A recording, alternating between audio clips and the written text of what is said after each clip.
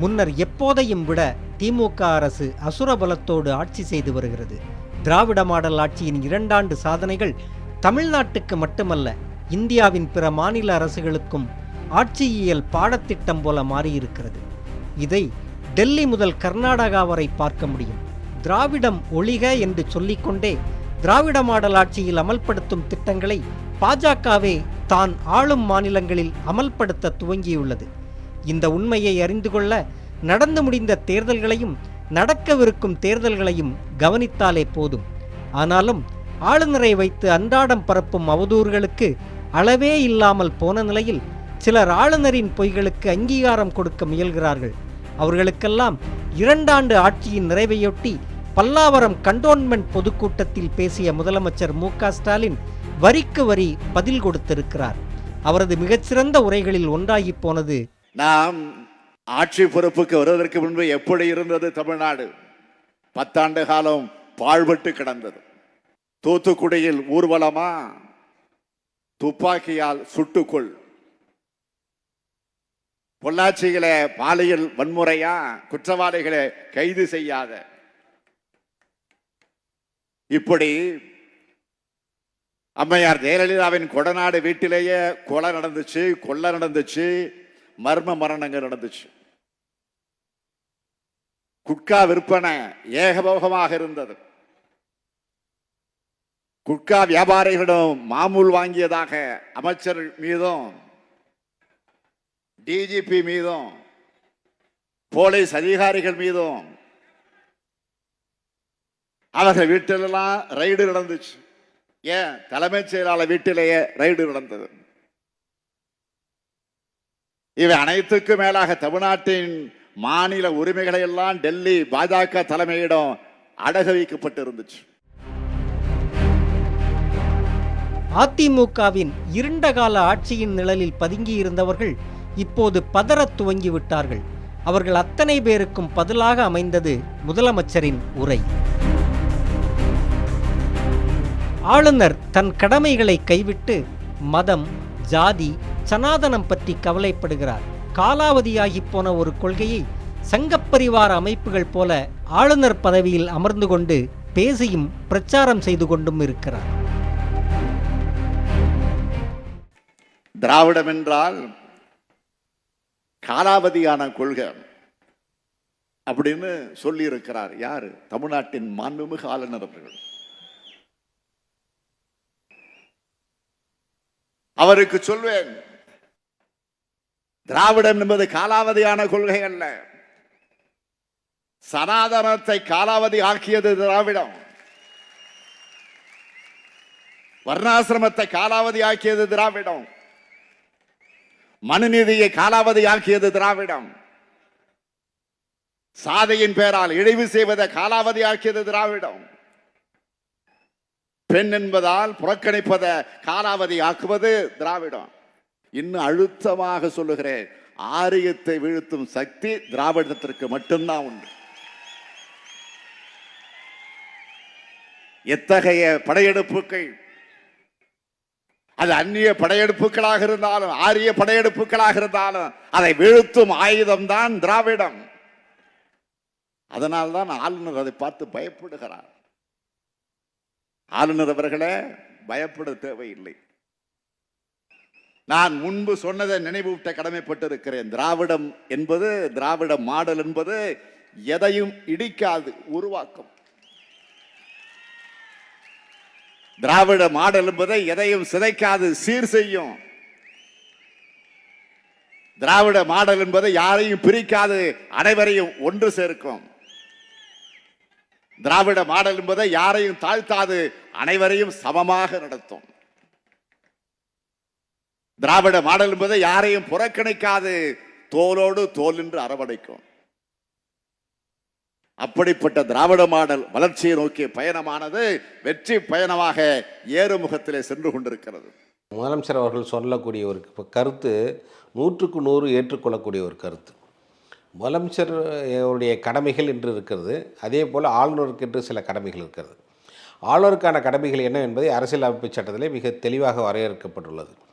அந்த வரையறைக்குள் தான் அவர் ஆட்சி நடத்த வேண்டும், யாராக இருந்தாலும் சரி. அந்த வரையறைக்குள்ள இருந்து அவர் வெளியிலே வரும்பொழுது, இந்த லட்சுமண ரேகை என்று சொல்லக்கூடிய இந்த விஷயத்திலிருந்து அவர் கொஞ்சம் வெளியிலே வரும்போது நிச்சயமாக அதை விமர்சனம் செய்வதற்கு எல்லோருக்கும் உரிமை இருக்கிறது.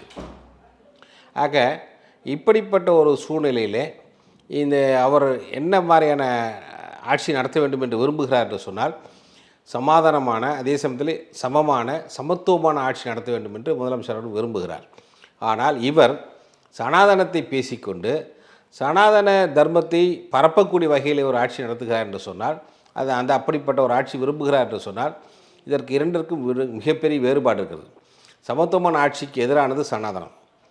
எல்லோரும் ஓர் குலம், எல்லோரும் ஓர் நிறை, எல்லோரும் இந்நாட்டு மன்னர் என்று சொல்லக்கூடியது சமத்துவமான திராவிட மாடல் ஆட்சி.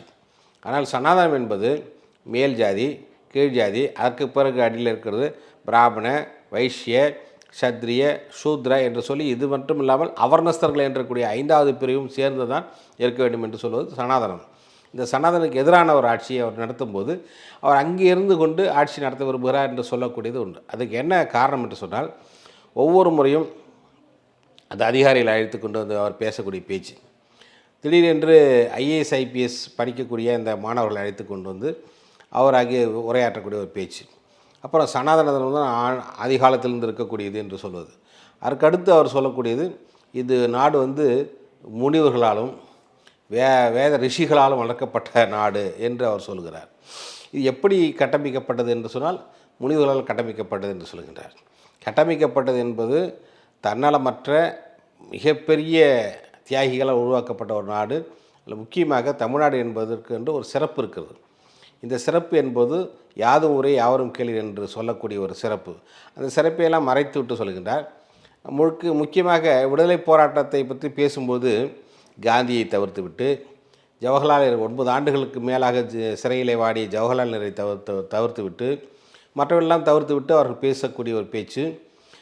இதையெல்லாம் பார்க்கும்போது அவர் வந்து ஏதோ இந்த ஆட்சி, அவர் இந்த பொறுப்பான ஒரு பதவியிலே அமர்த்தப்பட்டிருக்கக்கூடிய அந்த பதவி என்பது காருள்ளளவும் கடல் நீருள்ளளவும் அவருக்கு வந்து நிரந்தரம், அது சாஸ்வதம் என்று நினைத்து கொண்டிருக்கின்றார். அப்படி இல்லை என்பதைத்தான் முதலமைச்சருடைய அந்த பேச்சு மிக தெளிவாக உணர்த்தியிருக்கிறது. $1 டிரில்லியன் பொருளாதார வளர்ச்சியை நோக்கி செல்லும் திராவிட மாடல் ஆட்சி 2 ஆண்டுகளில் 2,37,616 கோடி அளவுக்கு தொழில் முதலீடுகளை குவித்துள்ளது. மக்களிடம் பணப்புழக்கமும் நுகர்வு சக்தியும் அதிகரித்திருக்கிறது. ஒன்றிய அரசு உருவாக்கும் பொருளாதார நெருக்கடிகளை சமாளிக்கும் வகையில் தமிழ்நாட்டில் மாற்றங்கள் நடந்து கொண்டிருக்கிறது. இந்த வேகத்தில் போனா தமிழ்நாடு தன்னிகரற்ற மாநிலமாக உயர்ந்துவிடும் என்பதில் எந்த சந்தேகமும் இல்லை. இதை பார்த்து தான் சிலருக்கு வயிறு எரியுது. இந்த மோசமான நிதி நிலைமையை கூட சீர் செய்து விட்டார்களே, நிர்வாகத்தை சீர்படுத்தி விட்டார்களே என்று சிலர் புலம்பிக்கிட்டு இருக்கிறாங்க. ஐயோ, தமிழ்நாடு எந்த கலவரம் இல்லாம இருக்க, அமைதி பூங்காவாக இருக்க, தமிழ்நாட்டை நோக்கி ஏராளமான புதிய தொழில்கள் வருது, நாம இனி பொழப்பு நடத்த முடியாதுன்னு பொறாமைகளும் வன்மத்தோடும் அவங்க புலம்பிக்கிட்டு இருக்காங்க.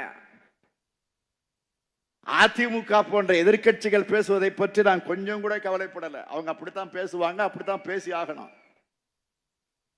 ஆனால் அரசினுடைய நிர்வாகத்தின் அங்கமாக இருக்கக்கூடிய ஆளுநர் எதுக்காக எதிர்க்கட்சி தலைவரை போல செயல்படணும்? எந்த நோக்கத்துக்காக தமிழ்நாட்டுக்கு அனுப்பி வைக்கப்பட்டார்? மாநிலத்தில் நிலவக்கூடிய அமைதியை குலைக்க வந்திருக்கிறாரா? தமிழ்நாட்டின் சமூக சூழலை ஏதாவது பேசி குழப்பறதுக்காக அவர் அனுப்பி வச்சிருக்கிறாங்களா என்பதுதான் மக்களுடைய சந்தேகமாகவும் கருத்தாகவும் இருக்கு. பாஜக ஆளும் மாநிலங்கள் முழுக்க பதட்டம், கலவரம். மணிப்பூர் கலவரங்களில் 3 நாட்களில் 52 பேருக்கு மேல் கொல்லப்பட்டுள்ளார்கள். மக்கள் வெளியில் நடமாட முடியவில்லை. முகாம்களுக்குள் அகதிகளைப் போல முடங்கியுள்ளார்கள். கர்நாடக மாநிலத்தில் கலவரம்.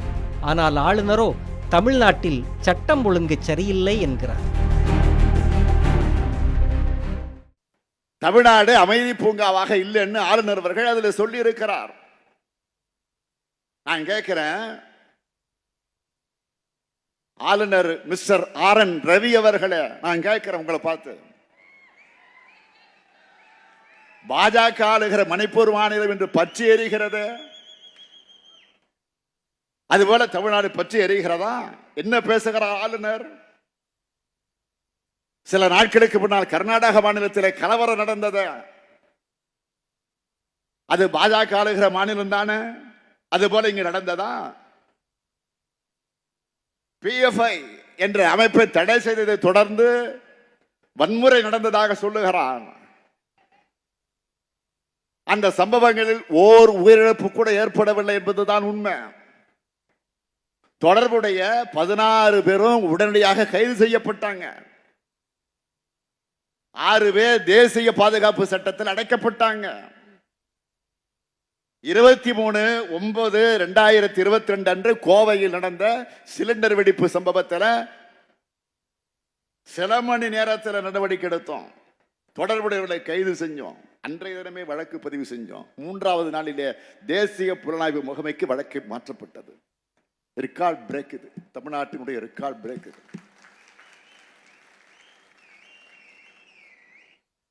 கள்ளக்குறிச்சி பள்ளிக்கூட வன்முறை சம்பவத்தில் பொறுமையுடனும் பொறுப்புடனும் நடந்து துப்பாக்கி சூடு இல்லாமல் சில மணி நேரத்தில் வன்முறையை கட்டுப்படுத்தியது நம்முடைய தமிழ்நாடு காவல்துறை.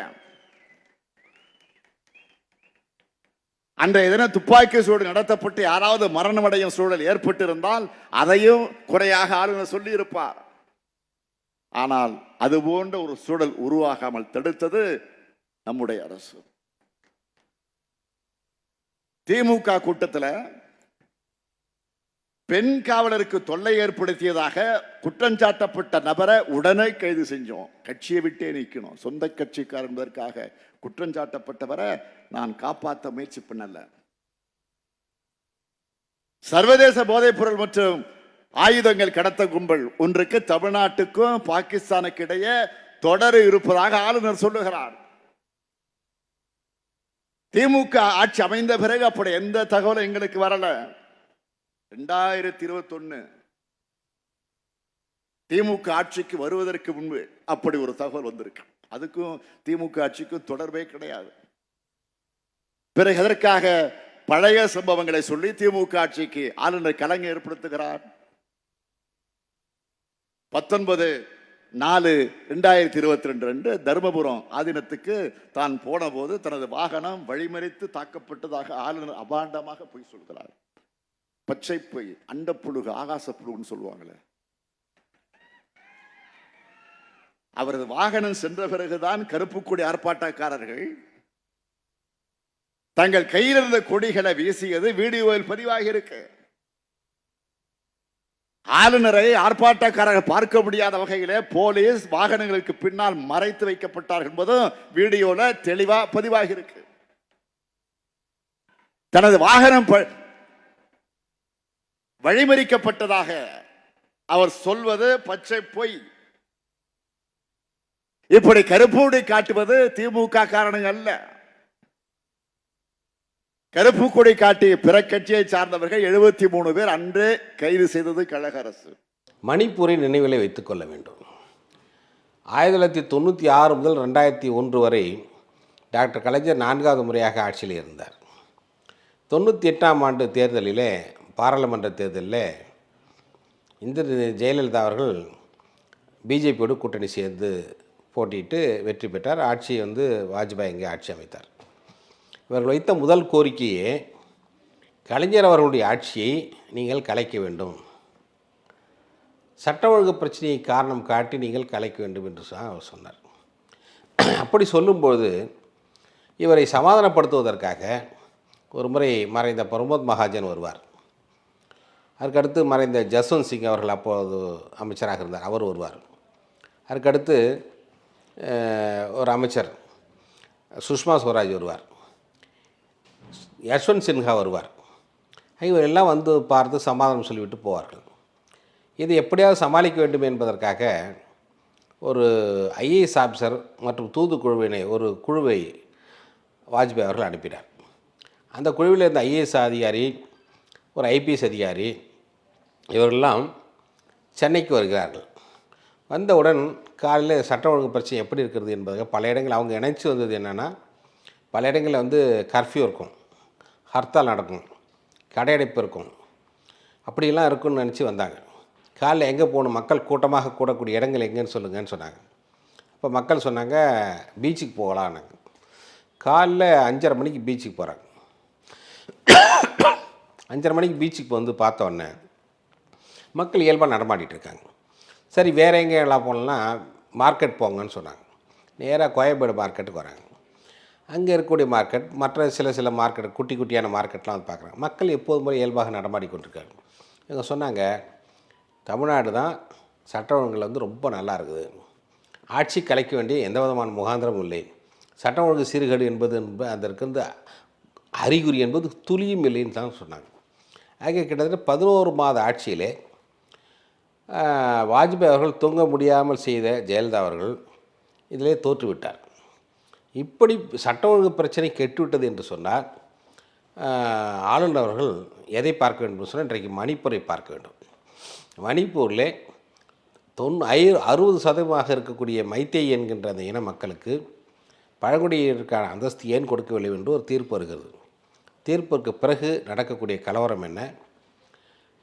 நீரோமன்னன் பிடில் வாசித்ததைப் போல அங்கே செல்லாமல் பிரதம அமைச்சர் கர்நாடகாவில் இருக்கக்கூடிய அந்த தேர்தலில் மையமாக கவனப்படுத்தி கொண்டிருக்கக்கூடிய அந்த காட்சி என்ன என்பதையெல்லாம் பார்க்கும்போது எது சட்ட ஒழுங்கு சீர்குலைவு என்பதை வந்து அவர் பார்க்கணும்.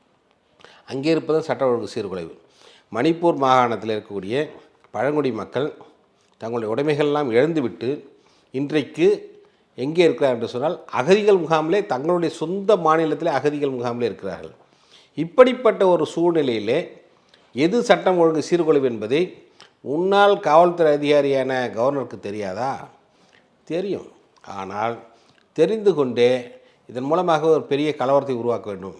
இதை செய்தால் திராவிட முன்னேற்ற கழகமும் அந்த கூட்டணி கட்சிகளும் மிகப்பெரிய போராட்டத்தை நடத்துவார்கள், சட்ட ஒழுங்கு பிரச்சனை ஏற்படும், பல இடங்களில் வன்முறை வெடிக்கும் என்று காத்து கொண்டிருக்கிறார். அதற்காக பேசுகிறார். அந்த பேச்சு அவருக்கு எதிராகவே திரும்புகிறது. மக்கள் ஒத்துக்கொள்ளவில்லை. அவருக்கு கிடைக்கக்கூடிய தகவல் எல்லாம் இவர் மேல் இருக்கக்கூடிய அதிருப்தி மிக அதிகமாக மாறிக்கொண்டே அதிகமாக சென்று கொண்டே இருக்கிறது என்றுதான் வந்து அவருக்கு வரக்கூடிய உளவு பிரிவு அறிக்கை. அந்த அறிக்கையின் அடிப்படையில் அவருக்கு வந்து கோபம் வருகிறது. இந்த கோபத்தினுடைய வெளிப்பாடாக இந்த ஆட்சி எப்படியெல்லாம் பேச வேண்டுமோ, எந்த அளவுக்கு வந்து அவதூறு பரப்ப வேண்டுமோ அந்த அளவுக்கு அவதூறை பரப்புகிறார். அந்த அவதூறு நிச்சயம் வெற்றி பெறாது என்பதுதான் இப்போது மக்கள் வந்து அதுக்கு கொடுக்கக்கூடிய ரியாக்ஷன்லேருந்து தெரிஞ்சுக்கலாம். குழந்தை திருமண முறையை சனாதனம் ஒரு வாழ்க்கை முறையாக போதித்தது. இந்தியா குடியரசான போது குழந்தை திருமணங்கள் தடை செய்யப்பட்டது. ஆனால் ஆளுநரோ தீட்சிதர்களின் குழந்தை திருமண நடவடிக்கைகளை ஆதரித்து அரசு எடுத்த நடவடிக்கையை அவதூறு செய்கிறார். அதே போன்றுதான் சிதம்பரத்தில் நடந்த குழந்தை திருமணங்கள் தொடர்பான வழக்கை முன்வச்சு ஆளுநர் தமிழ்நாடு அரசுக்கு ஒரு கடிதம் அனுப்பினார். அந்த கடிதத்திற்கு அவருக்கு அப்போதே பதில் கடிதம் அனுப்பியிருக்கிறோம். ஆனா பதில் அனுப்பவில்லை என்று ஒரு அபாண்டமான ஒரு பொய்யை சொல்லுகிறார் ஆளுநர். நேற்று முன்தினம் காவல்துறை தலைவர் டிஜிபி இது சம்பந்தமாக தெளிவாக பதிலளித்து அறிக்கை கொடுத்திருக்கிறார். பாதிக்கப்பட்ட சிறுமிகளுக்கு இருவிரல் பரிசோதனை செய்யப்படவில்லை என்று தெரிவித்திருக்கிறார்.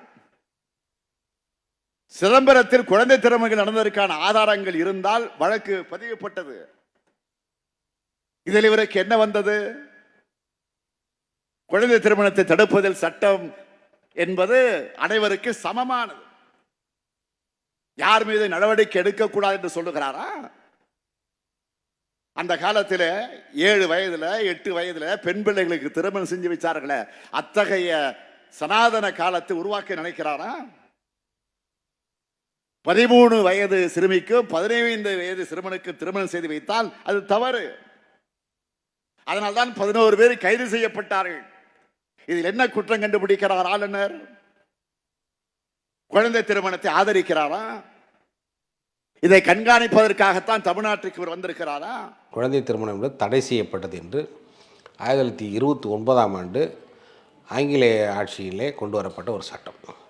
அந்த சட்டத்திலே எந்த வயதுக்கு வரைக்கும் இருக்க திருமணம் செய்யணுன்றதை வந்து சொன்னாங்க.